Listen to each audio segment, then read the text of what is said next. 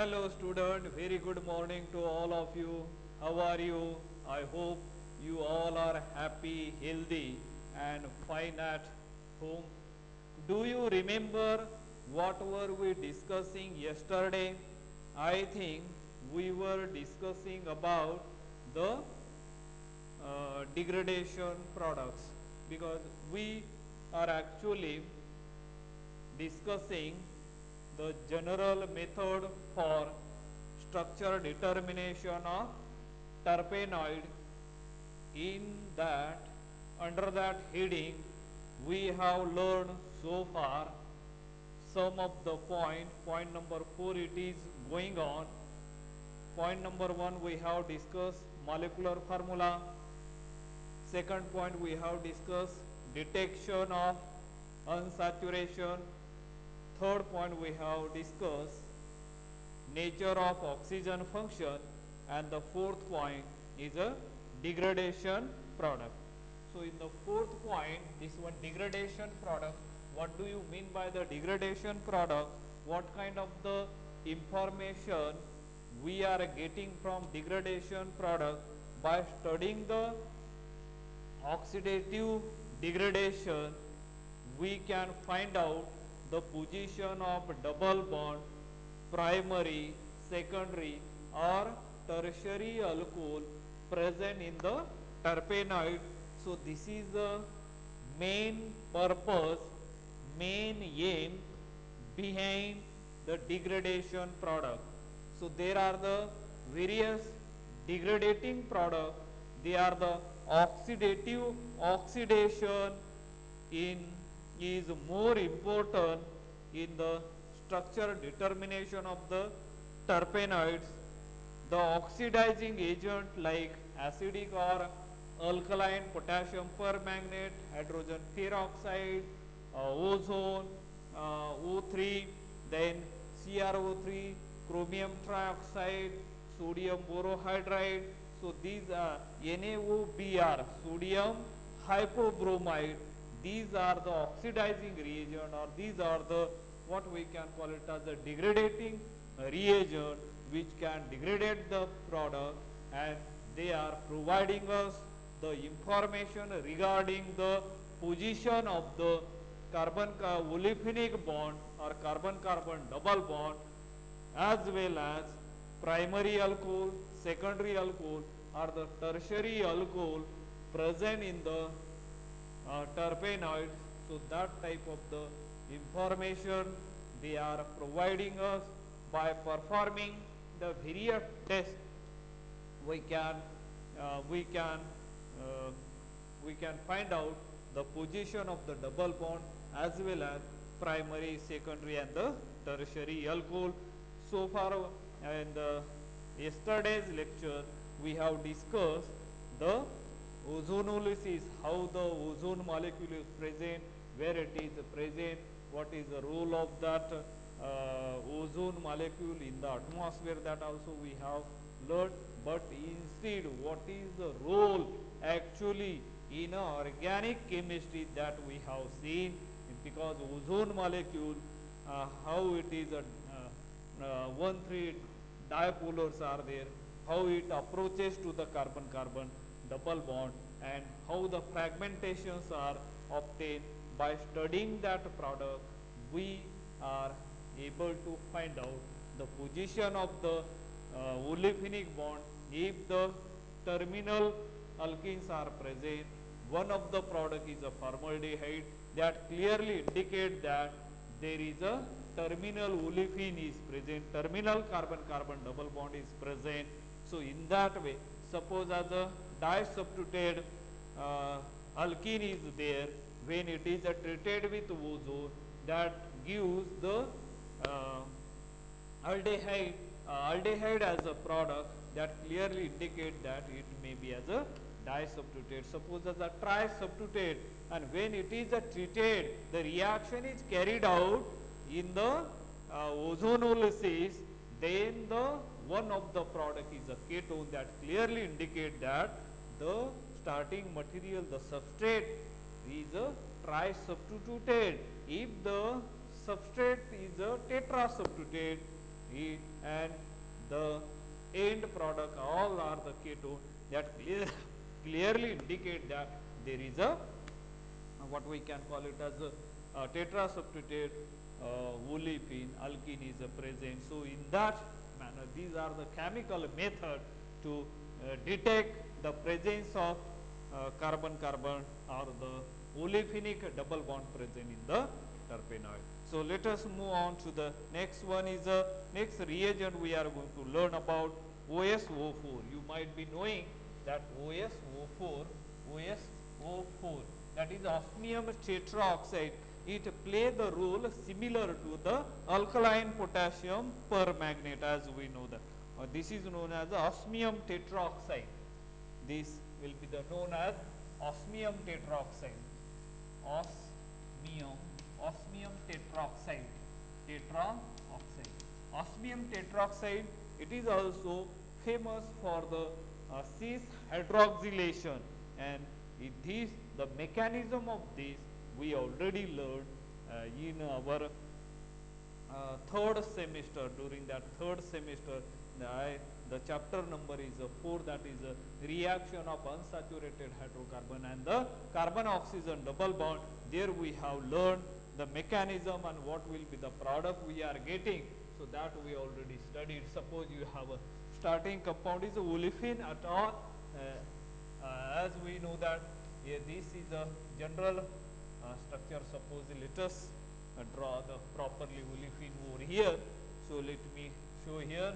Suppose we have this olefin, and now it will be treated in OSO4. How the mechanism takes place over here. How the intermediate now I am going to show over here. Here oxygen atom, then OS here, and then C double bond O, C double bond. That type of the cyclic intermediate osmium ester type of the cycle is formed, and when it is treated with water, this bond get cleaved, and the resulting compound obtained will be this one. And both the hydroxy group are this is 1,2-diol, or that is called as a glycol. We are getting cis glycol or 1,2-diol, means both the hydroxy group are present adjacent to each other. So that type of the compound is known as a vicinal diol, or that is a glycol. How we are getting this compound, that also gives. Now suppose we have a performic acid. Suppose next one is a performic acid. Suppose a per acid or performic acid. Per acid, generally as a, suppose we have a H, C double bond O, and H. Look at here, the name of this compound is a performic acid. The name of this compound is a performic acid. Let me clean this board first. So here, the name of this compound is a performic acid. Performic acid. Suppose we have a, instead of hydrogen, if there is a, suppose there is a methyl group, C double bond O. Observe this structure carefully. What do you see? There are 3 oxygen atoms are there. Sometimes it is written as this one, CS3 COOH. So these 3 oxygen atoms, they are, we can write this way or you can write this way, one and the same thing. But remember, this is a peracetic acid. Name of this compound is a peracetic acid. Or suppose instead of that methyl group, if there is a this one phenyl group, PH, C double bond OH, this is called as a perbenzoic acid or metachloroperbenzoic acid. This is the one of the what we can call it as, this is the commercial reagent generally used while such type of the reaction. So this is called as a metachloroperbenzoic acid. Metachloroperbenzoic acid. Do you remember the structure, or can you draw the structure of that metachloroperbenzoic acid? Yes, it's very easy. There is a benzene structure is involved over there, here like this, and then you have to attached at 3 oxygen atom, and at meta position, look at these two position are ortho position, right? These ortho position, these two identical position, they are termed as a meta position. So either you can attach chlorine over here or you can attach over there, and this is a para position, and this is the structure of metachloro perbenzoic acid. Do remember the structure of that? And now let us see the example what is going to happen over here. So here if you use as a performic acid over here, with that here C double bond O. Now when you use as a performic acid over here, this reagent C double bond O, OH, the intermediate octane will be this one. This is the intermediate octane here, and this 3-member cyclic ether type of the ring is obtained, that has a special name, and this also we have learned, its mechanism also we have learned in a third semester. Remember that one. And can you tell me the name of this 3-membered cyclic ether? The name, it has a specific name, well-known name, that is a epoxide.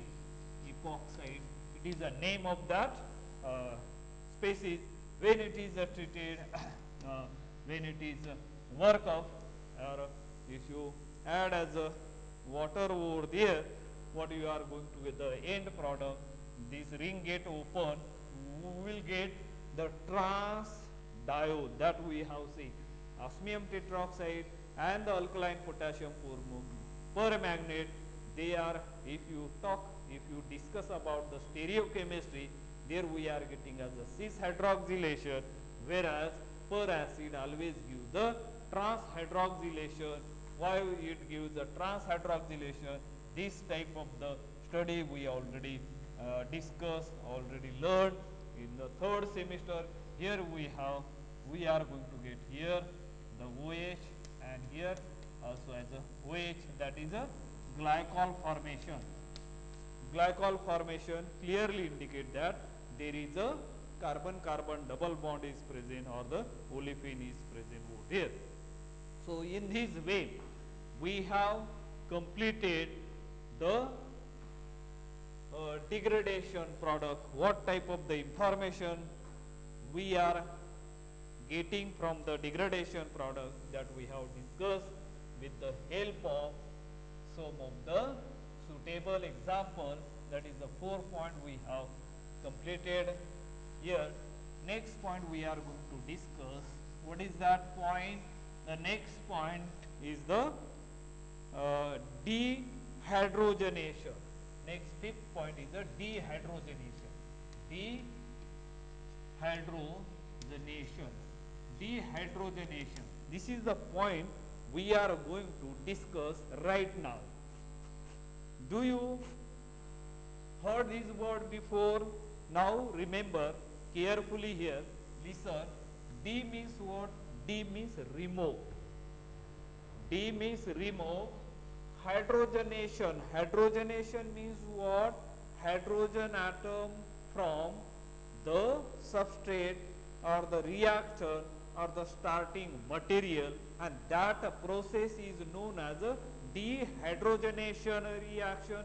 And dehydrogenation, there are some selective reagent which can be used for the dehydrogenation process. Dehydrogenation process means for the removal of hydrogen atom, the specific reagents are used.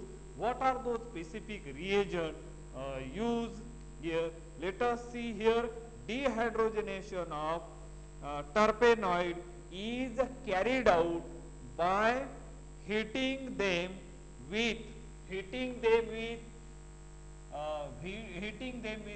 sulfur or selenium or palladium or zinc or I2 iodine. These are the reagents, the product obtained and examined. Let us see, these are the some of the reagent. Remember, sulfur, selenium, palladium, zinc or iodine can be used for the removal of hydrogen, means for dehydrogenation process. Dehydrogenation process means what? Removal of hydrogen atom from the starting material, and the resulting compound is analyzed, examined by the various modern techniques that we are going to learn next one. But here for dehydrogenation, one of the suitable example we are going to learn over here. This is the one example which I have drawn over there. Name of this compound is a tetrahydronaphthalene. This is known as a tetrahydronaphthalene. The structure of this is the structure of tetrahydronaphthalene. When it is treated with selenium, just heat it. What do you get? Look at here. Why it is a tetrahydro at carbon number here 1, 2, 3. There are 4 junctions are there. Every corner represent. You must know there is a carbon atoms are there, and CH2 group tetrahydronaphthalene. When it is heated, so it gives the stable compound. And what is that stable compound? Everybody knows that. What is that? The name of this compound is a naphthalene. Very good. This is a naphthalene. This is the structure which we got over here, naphthalene, and this process is known as a dehydration. So this is the one of the what we can call it as a reagent, which there are the various suitable reagents. Sulfur, you can use either sulfur, selenium, palladium, zinc or iodine. All are used to remove the hydrogen from the starting material, and now this compound becomes as aromatic in nature, means more stable. Number of conjugation goes on increasing, the number of hyperconjugative structure are possible, and therefore the stability of that compound goes on increasing. So that is the reason. Now next one we are going to learn about 6 point is a dehydration. 6 one is a dehydration. Dehydration. This is the point which we are going to discuss right now. Dehydration. Look at, see the differences between here. Dehydrogenation means, D means what? Remove. And here also D means remove. Hydration means what? Water, H2O is removed from the starting material, and that type of the process is known as a dehydration process. And there are also some of the specific reagents. Those specific reagents can able to remove the water molecule from the starting material. What are those specific? What are those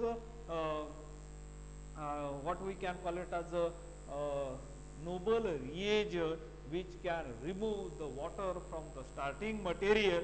So let's see over here. One of them is a anhydrous. Anhydrous means there is no water molecule. Anhydrous zinc chloride. ZnCl2 is known as a zinc chloride. It is one of the best dehydration reagent. And another one is a potassium KHSO4, that is a potassium hydrogen sulfate. It is also one of the reagent used for dehydration of the compound, organic compound. And next one may be as a P2O5. This one P2O5 means phosphorus pentoxide. This is also as a dehydrating agent, and the most commonly used dehydrating agent is a concentrated H2SO4. Concentrated H2SO4. It is one of the commonly used dehydrating agent. It is available everywhere. So it is the king of the chemical, as we know that. Concentrated H2SO4 are the sulfuric acid. These are the dehydrating agent. used for dehydration of terpenoids, and most of the terpenoid on dehydration give parathymine.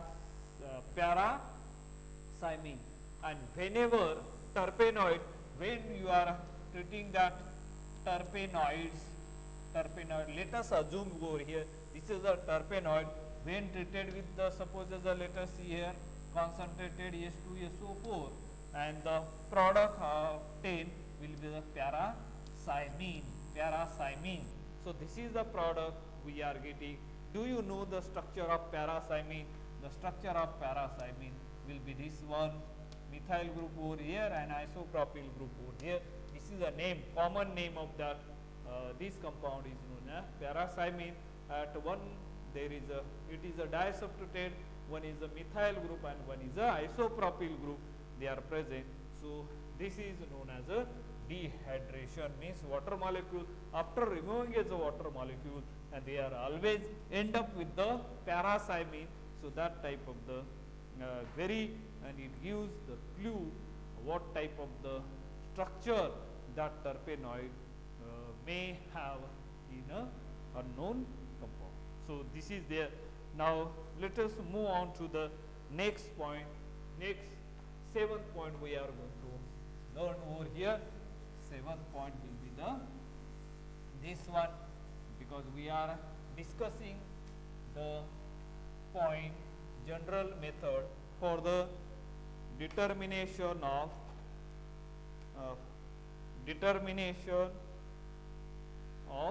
terpenoid, because general method for the structure determination of the terpenoid. So this is the point which we are discussing. So in that, the seventh point is a physical method. Seventh point is a physical method. Seventh point will be the physical method. So what is that physical method? As we know that nowadays, in modern day, we are using a modern technique for analyzing or for determining the structure of the organic compound. What are those modern methods we are using for, because at a TYBSc level you are new to this topic, because this some of these modern technique which we are going to learn this semester. After this chapter is over, before that let me tell you this physical method. What are those physical methods? Let us see over here. First one is a UV, then IR, then NMR, then mass spectroscopy. These all are the spectroscopy. All are the spectroscopy. Mass are the modern method used for determining the structure of terpenoid. All these are the modern method, right? And here these all are the physical method, and as we know that physical method providing us very quick result and very precise result as far as the structure is concerned, because the if you know the structure, you can predict its physical properties as well as chemical properties of those compounds. Now let us see over here UV. What kind of the UV stand for? Let me give the full form of that. UV means ultraviolet rays. UV means ultraviolet spectroscopy. UV means ultraviolet spectroscopy. First one, what do you mean by the spectroscopy? The interaction of electromagnetic radiation with matter is known as a spectroscopy. This is the simplest definition of that spectroscopy. And from the spectroscopy, it is a modern method used for the determining the structure of organic compound. Specifically here we are discussing as a terpenoid. So here these techniques are used for the determination of the structure of the organic compound. So that is ultraviolet. What type of the information it provides? Because every spectroscopy has its own method or own type of the they provide us the information about relative to the structures. So UV, what type of the information it provides? It provides the information about the carbon olefinic bond, whether it is in a isolated form or a double form, conjugated form, or whether it is a stereochemistry. It also provides the information regarding the stereochemistry, whether it is a cis or a trans isomer. By using as a Woodward-Huffman rule, we can calculate the number of problem based on this. So that we will see later on, but here quickly we are going to see the only as a full form and they what kind of the information they are providing. So IR spectroscopy, this IR indicate as a infrared spectroscopy. IR indicate as infrared spectroscopy. What type of the information it provides us?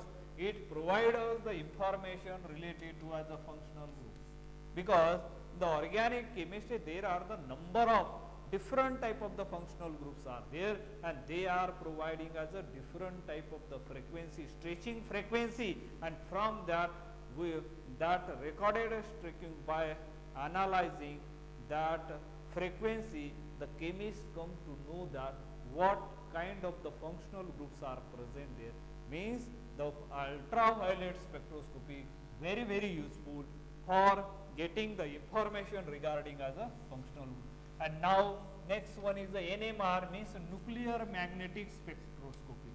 Nuclear magnetic spectrum, magnetic resonance. Nuclear magnetic resonance, what type of the information it provide? Here nuclear means there are two types are there, H1 NMR, or it is referred as a proton PMR, proton magnetic resonance. So these we are going to learn in this semester, but another one is a H1 NMR, carbon 13 NMR, that at a MSc level you are going to learn. But here just as a NMR means along with that carbon there is a hydrogen atom always present in the organic chemistry, and therefore to study the environment around it, and it gives the precise information related to as a structure, perfect structure we are getting. And mass spectroscopy also provides how much molecular weight is there. From that we can calculate the mass spectroscopy also we are going to learn at a MSc level. So these are the physical methods, they are providing the little bit information about, and by studying collective, by collecting the data from each spectroscopy, we can able to draw the correct structure, we can able to find out the correct structure of that organic compound. So that is the that about that. And finally the last point we are going to discuss over here, the point number 8, that is a synthetic methods, that is a synthetic methods. And what is that synthetic method? In the synthetic method, the final confirmation of the structure is achieved by its synthesis in the laboratory, starting from the known compound. And whatever we have studied, all these are on the paper, and finally you have to prepare that natural product in the laboratory starting from the known compound, and that is the main objective, main aim of this studying the introducing that natural product at a TYBSc level. I think, I hope you might be understood these things little bit over here. In the next lecture, we are going to study the monoterpenoids, which is the first class of that terpenoid, that is monoterpenoid, and there we are going to learn only one example there, which is a citral, what type of the class it has, the occurrence of it, the property, how we can arrive it, and what is the actual structure of citral, where it is used, or what are its application or the uses of that citral, that we will see in the next lecture. I think let us wrap up the today's lecture. Remaining we will see in the next lecture. Thank you. Have a nice day.